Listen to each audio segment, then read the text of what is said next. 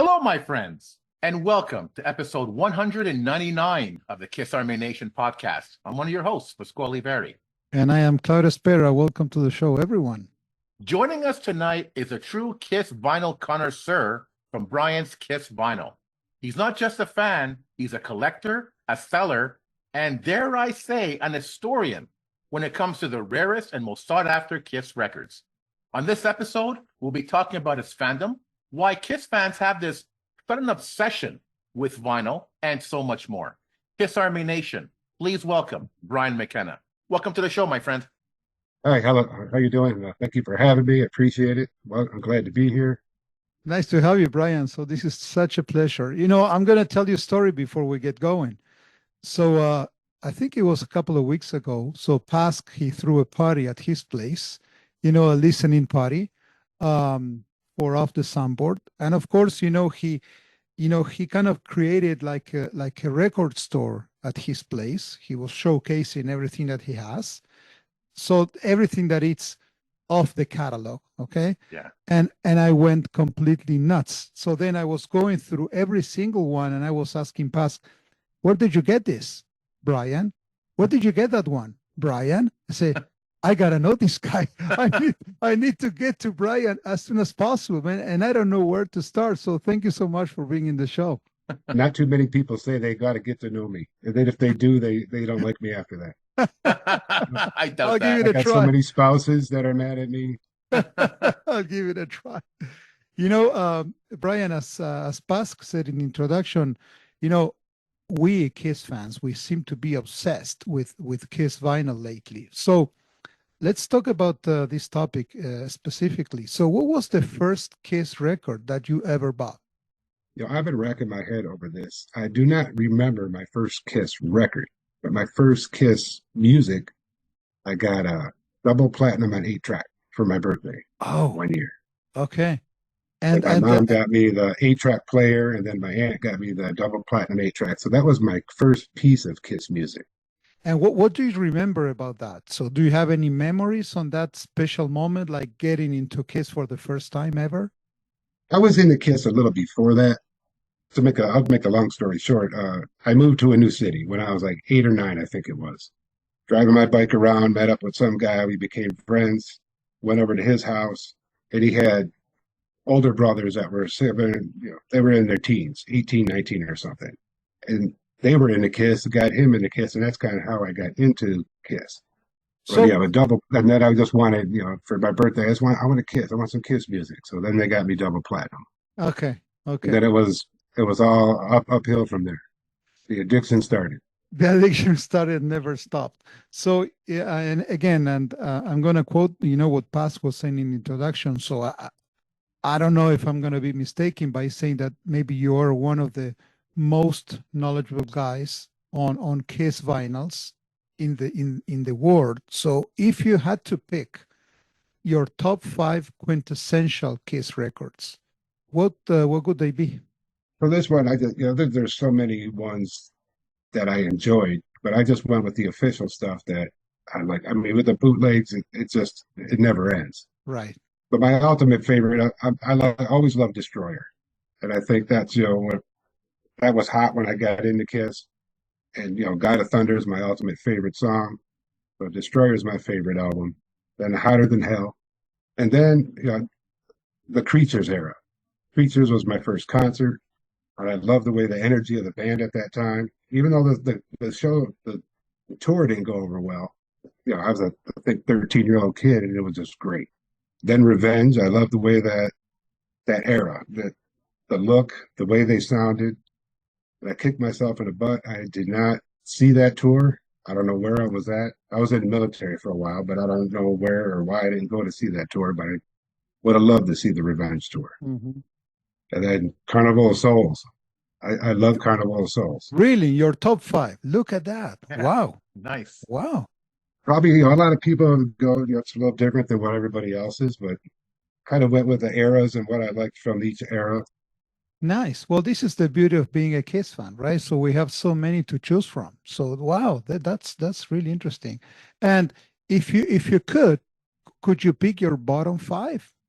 Elder. I've given it 2 or 3 tries, and I just can't get into that album. I didn't like it when it first came out. You know, I went away in the military, came back. My buddy was listening to it, and I tried with the new Elder Chronicles box set that came out a year or so ago. There's Just no couldn't way. do it. It just didn't grab me. The Asylum I didn't care for. The look and the cheesy, in my opinion. Yeah. What else? Do you Sonic have anything Boom, else? Sonic Boom. Okay. Sonic Sonic Boom. Boom. It's okay, I guess, but it's again, I think it was kind of cheesy. Okay. But it You seems like like there's a lot of Monster? You like Monster better than Sonic Boom, or you kind of Monster put was them my next one. you put them on the same category. Okay. I think Monster was better than Sonic Boom. Okay. I remember when Sonic Boom came out, I had my kids, and I said, "Hey, we got to stop at Best Buy real quick. I got to pick something up." Put it in there and gave it 2 or 3 listens, and I was like, it's all right. It didn't grab me like a lot of the other ones did. All right. Okay. Okay. Okay. Now, keeping on the topic of records, Kiss Online, as you know, has been releasing reissues for years. So, as a vinyl collector yourself, what do you prefer? The original Kiss pressings, the reissues, or the special editions? I would probably go with the original pressings. I like the originals. The reissues, they really don't do nothing different. It's just a reissue. They might put a different colored vinyl, or there's really nothing special. The anniversary pressings, I think, are great, but there's so much I think they're missing on that. There's just by talking to a lot of Kiss fans and what everybody wants and what they're looking in for when they want to, a lot of people like the posters and the books, and I wish they would have done something like that with these official anniversary releases. And the main gripe I get from a lot of people is when you do get these, they're not cheap. They just throw them in a box and send them. And Yeah. you're 50-50 if you don't get one that's dinged or bent up, or it's a few extra dollars to get a decent cardboard box to mail it. Why not? Now, when it comes to merch, all Kiss fans seem to talk about are records. Everything else sort of like an aside, the T-shirts and all that stuff. It's an aside. People don't even like the bundles. Why do you think that is? Why this fascination with Kiss records? I think mainly it's the collectability of them. And a lot of times, I see all these patterns from people with, they're limited to 500. So that makes it even more collectible. Everybody's got to get it. The other ones are what, 2,500 they're limited to, which are, it's still collectible. And I think that's got a lot to do with it. What is it about Kiss records that you think makes it special compared to other formats, such as CDs? For me personally, you got something 12 by 12 in your hands. You're looking at it versus this little cassette that's, 2 font. You can't really see anything. And, you had, with some of them, you had the posters or the tattoos or some little merch card or that they had a while ago. It's just that. I think you got something larger in your hand to feel with. I think it's fantastic that young people now are getting more and more into records, be it Kiss records or whatever, because we've said it 1,000 times on the show. Listening to records it's an experience. Streaming, using it as background music, it just, for me, it doesn't do it. We need to focus on the music, focus on the artwork, focus on the lyrics. It should be an experience. And I'm glad to see that more and more young fans, music fans, are embracing that. Oh yeah, I agree. My daughter is 22, and probably like 4 or 5 years ago, she wanted a record player for her birthday, and I was shocked. And then she wanted some vinyl. And she's only got like a few records, but it's good to bring it back. They say everything comes around. Yeah. Vinyl's it came back around, and it's doing great. I think with technology tuning it up a little bit, you don't have all the little scratching and all the background noise like they did back in the day on the older ones. They're more heavier vinyl, 180 gram or more, and it sounds a little more crisp. Yeah.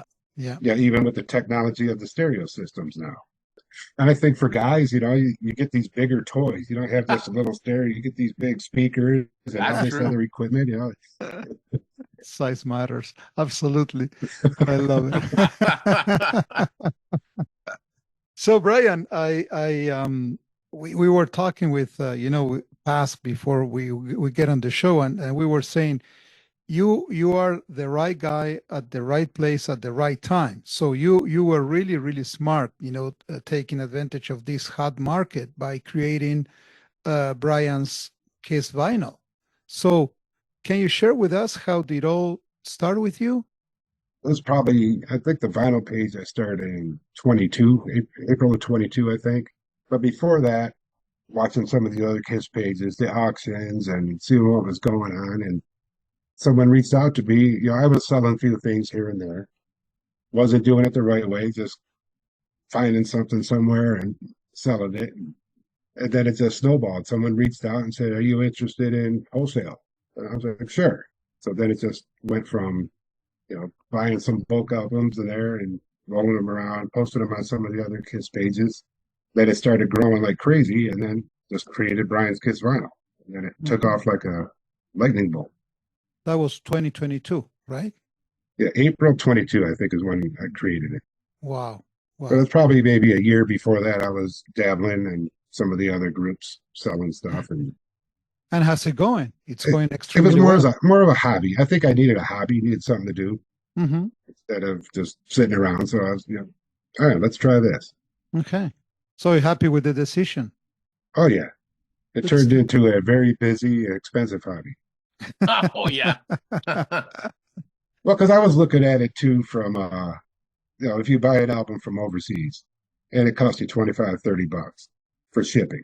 But then I was like, well, if I can buy 20 or 30 albums, if you break the shipping cost out over the 20 albums, Yeah. it's more cost effective, Hmm. which in the long run, I could bring it to you guys or all the other Kiss fans at a cheaper price. So that was like kind of how I got into it because I'm kind of like a business background and it kind of made more sense. Of course, of course. So now that you're talking about price, which is one key, factor of all of this, how do you determine the value of Kiss records? That's where it gets tricky and It it's is, yeah. it's a pain because a lot of these things they're made in Europe, so you got the exchange rate which is constantly fluctuating, Hmm. which is throw in shipping, and that's constantly fluctuating, and then I got to determine the price. I break it down by how many albums that I get versus how much shipping, how much do I got to add to that conversion rate, then add a little more in there for Yeah, shipping supplies and all that. Like I said, I think that's a key for. It's more of a hobby. It's not a income. Yeah, do I make a few bucks? Yeah, I make a few bucks. But am I raising prices 50% of what I pay? No. If I do a well, 10% off or 15% off sale, I'm lucky if I'm breaking even. of course, if you want to And on create some that, kind of a critical mass, you cannot, put a lot of markup or profit everywhere, so you won't sell. yeah, and even on that too, if look at all the other pages, there's a lot of other sellers out there with the same thing. Hmm. So you start start comparing prices, and it turns into a bidding war. Even though they're not physically, you're talking to them about it, but it turns into that. Now you sell more than just Kiss records, right? You sell everything else on Brian's Vinyl Warehouse. So besides Kiss, what would you say are some other musical influences or passions that you have? I've always been stuck in the '80s. I like a lot of the '70s stuff: Sabbath, Ozzy, Dio, then Priest, and then I got into Def Leppard and the Motley Crue. With the '80s craze and the big hair, and Led Zeppelin. Who doesn't like Zeppelin? By doing the Kiss vinyl, a lot of them are casino record stuff, and they release other bands, and people were, "Can you get this? Can you get that? Can you get that?" So then I was getting onesies and twosies for these people. Then it just got crazy. Then boom, let's do another page. So that's how Brian's Vinyl started. And then, by doing this, you meet up with other sellers, people overseas, or word of mouth, and it snowballed. It has literally turned into a full time job, but I enjoy it. It's a lot of late nights. Well, I see you online all the time, pushing the records, doing the flip videos and stuff. Yeah, it is a full-time job, and having two pages, I can't imagine the demand for records. And I'm a one man show. My, Yeah. my wife wants nothing to do with it. Nothing. I think one time I was on travel for work and somebody asked me a question. I think I sent them the wrong color or the wrong album or something. It's like, hey, can you go check, see what's left? And she's like, I don't want to go in there. And then I've taken over 2 rooms in the house, which she's really not happy because I always kept the door closed because my other daughter would come over quite often. But she's 16, got a boyfriend in a car, so we hardly see her anymore. So I Right. took over her room, but I always kept the door closed. One day the wife went in there and went crazy. Like, what is good? You got, I mean, I got the little backdrop down there, but it started out with like a few of those IKEA cases, but now I got stuff in the closet over here. There's stuff on the bed, stuff on the side of the bed. My God. I, It's I, I, crazy. I see some of your pictures before you ship, and there's shipping boxes everywhere. So I could imagine your wife being really happy with that. Well, yeah, we were talking about this the other day. She's always wanted to get the basement redone, You're but right. now she's really pushing for it, and then she wants to dump me down there. Brian's Kiss basement be perfect. Yeah. I'm getting too old to be going up and down those stairs, especially with those 40-pound, 50-pound boxes. Yeah, for Holy sure, for moly. sure. Now, listen, I know that a lot of records pass through your hands, but is there something that you don't have that you wish you did? That holy grail Kiss record? That original 74, 79 Japanese box set. Yes. We had the red and the black. Oh, yeah. Yeah, I hear The you. red one is I always love that. I did have the black one, but I ended up selling a lot of my stuff. Probably about 10 or 12, or probably more like 12 years ago. Life changes. Had to get rid Yeah. of stuff, make some decisions. Hmm. But now going back to try to get some of that, it's crazy. I talked to a lot of people that have done that. Either they moved out, their moms grabbed their collections, or they threw them away, or gave them away, or sold them, and now they're trying to recoup some of that, and it's 10 times more expensive. Yeah. But yeah, I did have that black Japanese box, and I think I sold it for an ungodly cheap price on eBay back in like 2015. It was like before the vinyl craze. But I was always one for those big, flashy. That was an amazing set. Oh, yeah. Oh, yeah. So, Brian, let's talk about the new of the soundboard. It seemed to have blown away many, many Kiss fans. So, what are your thoughts on that new release? I think with this one, I think Kiss is finally starting, or whoever's doing the marketing now is listening to what the fans want. Okay. This one's got a great cover. The vinyl looks great. It sounds great compared to the previous releases. We were Hmm. all excited when the first soundboard came out. We're like, all right, they're finally doing official soundboard stuff.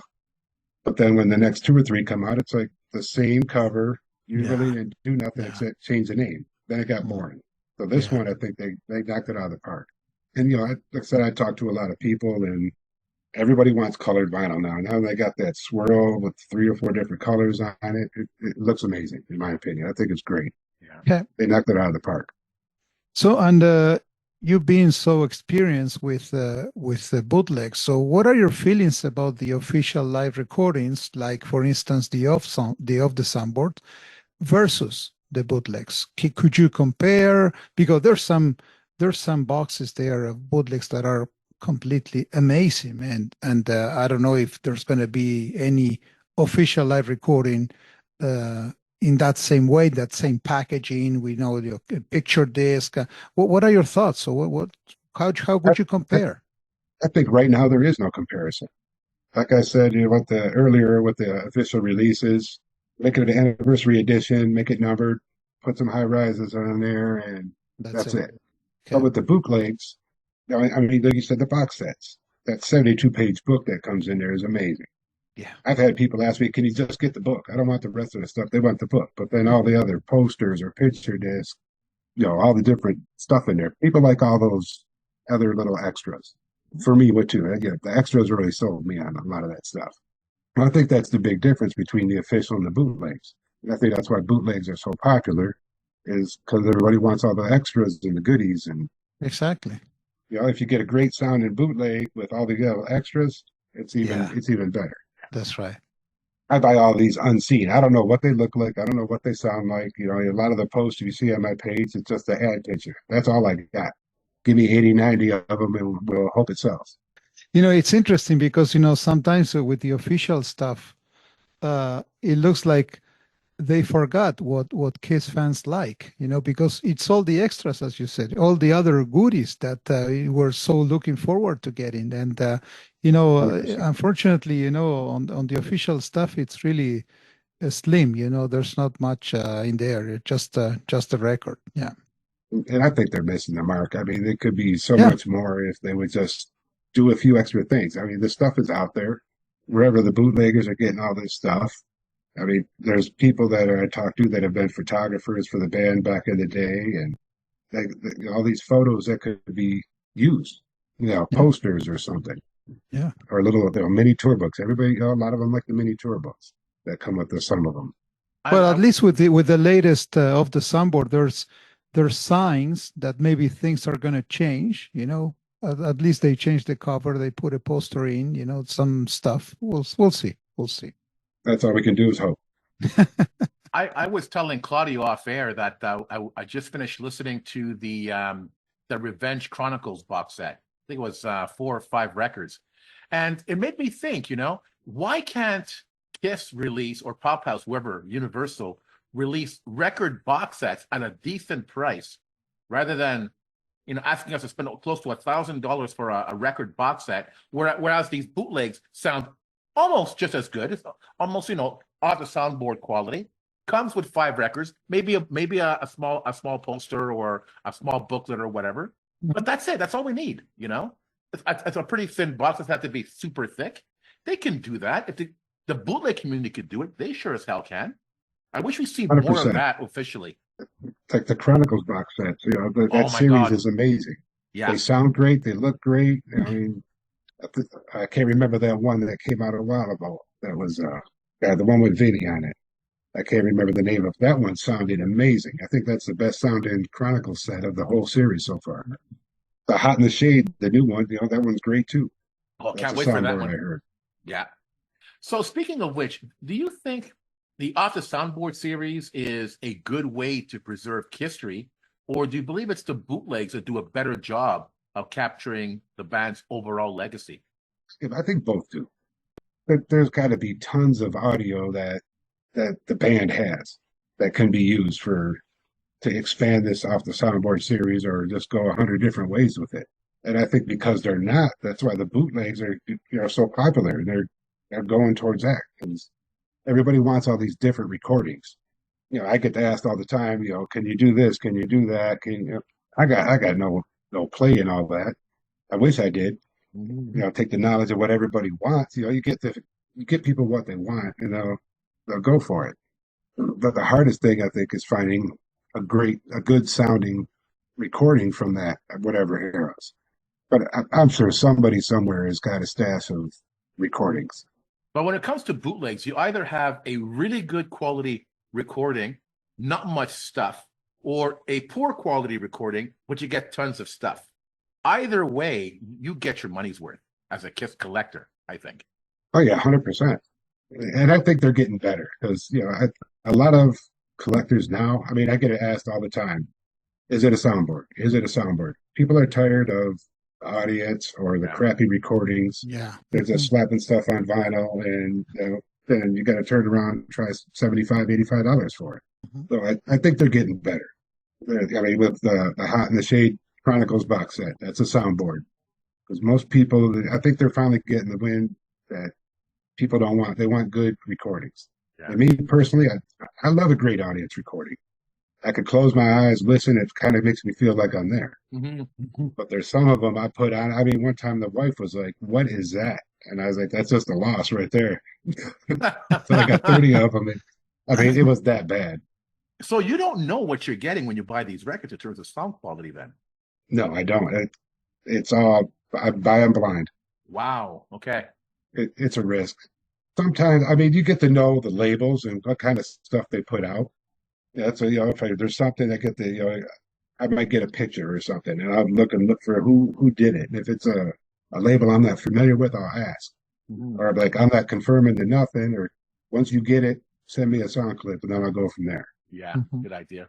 So Brian, now that the band stopped touring, so we're talking a lot about legacy. We were just talking about that, comparing bootlegs with official stuff. So, what are your thoughts of the Kiss Army Storms Vegas event? Speaking of legacy and how to maintain it, what are your thoughts on that event? I think it's great.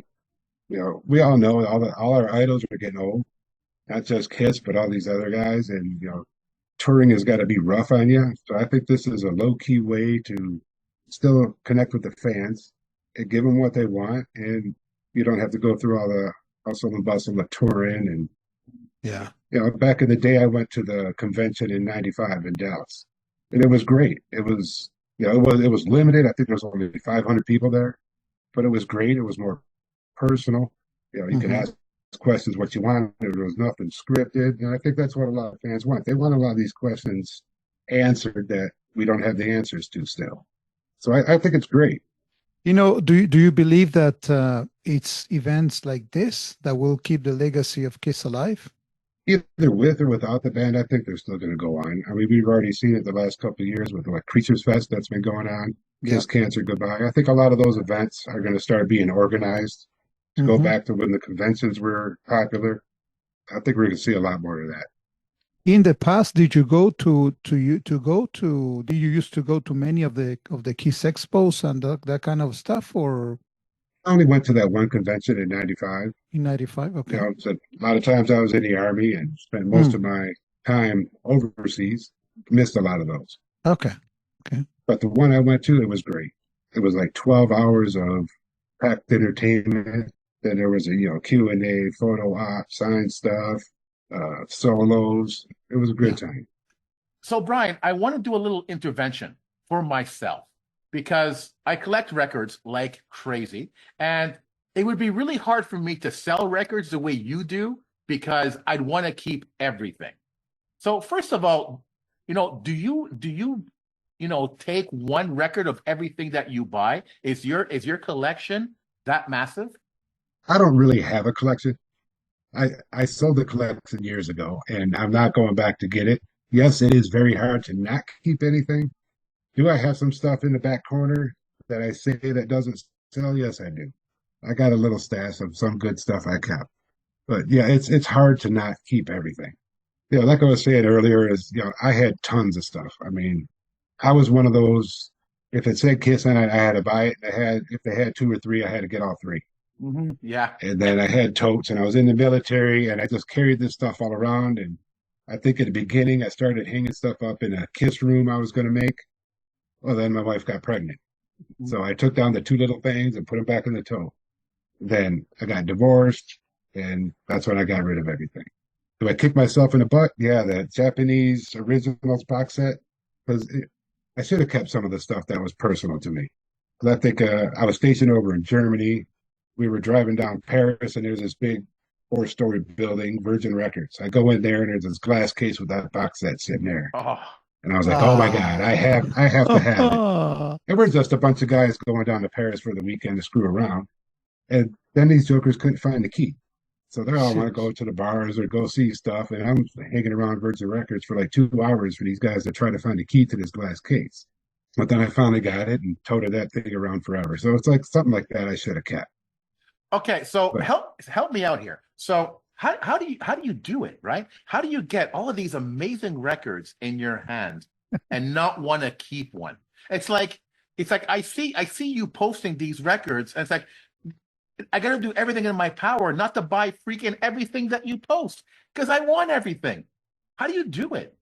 it's hard. I tell you, it is hard. I mean, recently I don't know, probably 2 or 3 months ago, I came into a lot of old, really nice looking bootlegs. There's a couple of guys I deal with. Well, two of them bought other people's collections and then they offered them to me. And it was just ungodly stuff. I mean, after midnight, stuff from the early 2014 boots era. And they were pristine. But yeah, it was hard to not keep some of those. It was really tough. I got to control myself. I don't know. I watch a lot of cop shows, and they say you can't get attached to what you're dealing with. So Yeah, exactly, right? Mhm, mhm, mhm. here it is, put in the box. And yeah, I try not to, because if I did, I would have more than what I have to sell. Oh my God. It's Yeah, true. right. That would be It's my true. problem. And then I I probably wouldn't. wouldn't have a wife anymore. You won't She's sell already anything. not happy with me. You're not selling anything. Oh man, there's no way. There's no way. So a little bit outside of bootlegs, are you excited about the upcoming box sets? We're hearing it's possibly Dressed to Kill and Alive. What do you think? Excited about that? I'm on the fence, to be honest with you, Hmm. because like you mentioned earlier with the previous Destroyer release, you want $1,000 for the thing, and then there was no vinyl in it, and I think that really did not sit well with a lot of fans. I personally, I didn't even get it. I was like, I don't even want it, and it looked impressive. There wasn't that much stuff in there that they could have done a better job. So I'm on the fence. I hope this new one comes out and will just blow everybody away. That's what I'm hoping for. But I'm like 50-50 to tell you the truth. Are you expecting that it's going to be a vinyl box set, or you're going to be okay if it's CDs? I like the vinyl. I don't why if you're gonna do a box set during the time of vinyl, why put CDs in it? Okay. And Well, like Ace is doing the same thing with throwing cassettes or whatever he did. It's Yeah. something. I'm not optimistic that we're going to get a box set with vinyl at a decent price, if we're even going to get that at all. I'm not so sure. I've seen some of the comments by some people that got connections to whatever's being made, and they were saying they started too late for the anniversary date. That's why it's delayed. Mm-hmm. And I did hear through all the bootleg channels that they're behind. Yeah. oh yeah. The vinyl makers are very behind. So I'm hoping that's the reason why this box set is delayed, because they're waiting on the vinyl. And even with some of these bootleg ones, I mean, the other bands are putting out these massive box sets that are bigger than the bootleg ones for cheaper. Yeah. I think the Rush one, everybody's blown away about the Rush box set that came out for Yeah. $300, I think it was, or $400. Yeah. But it was like 12 or 16 LPs. Yeah. So, Brian, we have two more questions before we close the curtain on this episode. So, looking ahead, where do you see Kiss Vinyl going in the next few years? And this is kind of related to what we were discussing previously. So, what do you foresee? What do you envision for Kiss Vinyl going in the next? I don't think years? nothing's going to change. No, I think nothing's going to change. It's going to be business as usual, and I think everybody still wants it. There's so much stuff out there through all the years that Kiss has got. It's going to surface at some point, I believe, Yeah. if it hasn't already. I mean, either the band has it or somebody has it, or so much more is going to be put out. And I think that's what there's a lot of holes in the bootleg world too. I think we're going to see a lot more of those shows. Like when we see it with Hot in the Shade, people have been telling me for years they want something from Hot in the Shade. And then the Asylum tour. Now we got an Asylum boot coming out. We got the Hot in the Shade. Yeah. So it's coming around. But I don't see it slowing down. And this last question will apply, perfectly to me. So for fans who want to start their Kiss vinyl collection, what's your best piece of advice? I talk to a lot of people on how they collect, and it's kind of interesting and how some people collect. But I think you got to have a focus on what you want and kind of stay on that goal. There's way too many rabbit holes. I see a lot of new collectors that want to start with a box set. Well, now once you get 2 or 3, now you want the ones that came out 10 or 15 years ago, and you go down that rabbit hole. And if you're just starting out, I mean, there's a lot of great recordings that are fairly reasonably priced that are soundboards. That's a great way to start. And I want to jump into a $200 or $300 box set, or an $85 2 LP. Try to get something small to start with. And I think there's a lot of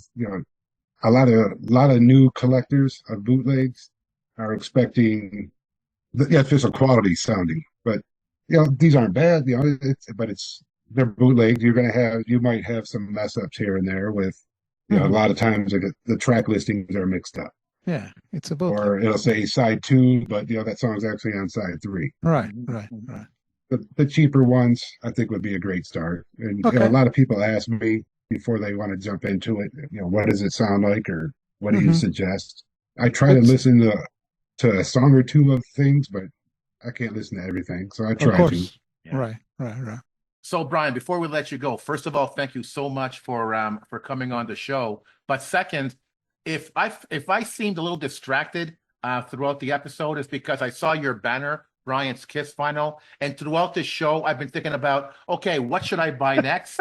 And What's next? what can I afford? Which rabbit hole am I going to go down? You know, and you were saying before in terms of what would be your suggestion for a new vinyl collecting? Focus on something. Yeah, if it has the logo Kiss and it's on a record, you get That's the that. focus. That's the focus right there, you know?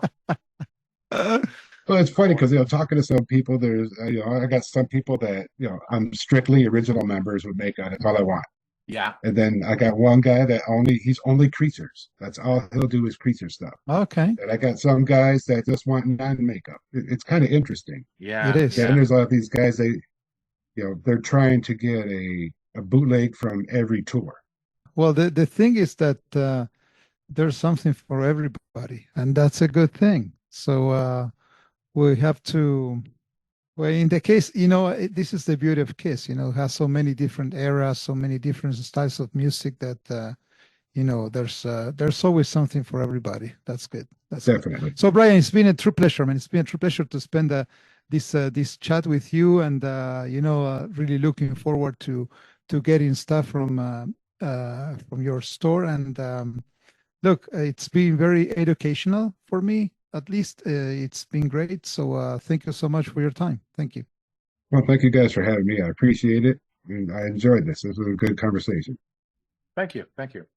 So, to the Kiss Army, we hope you enjoyed this episode. If you have any questions, comments, or ideas, please send them to talktome@kissarmynationpodcast.com. Until the next time, remember, never stop rocking. Take care, everyone.